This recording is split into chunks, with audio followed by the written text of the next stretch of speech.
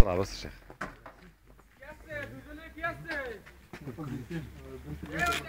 نعم لا يعني هذه تستهلك، لكن اي اضافه طبعا تدفع اكثر.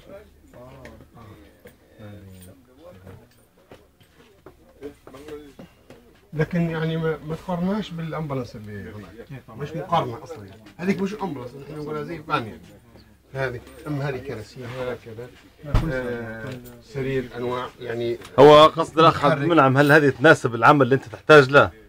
والله هي تناسب العمل، بس في حاجات اعتقد انها مش موجوده، هي زي البورتبل فنتليتر، هذه خصوصا للحالات الصعبه جدا، اللي خصوصا في الاي سي يو ولا كذا. كل واحد مو هذا طبعا الاجهزه تركب تركيب. هي تركب تركيب. الاجهزه هذه ضروري منها ان توضع في الليست وشوف سعر، لان طبعا الاشياء هذه طبعا متخصصه.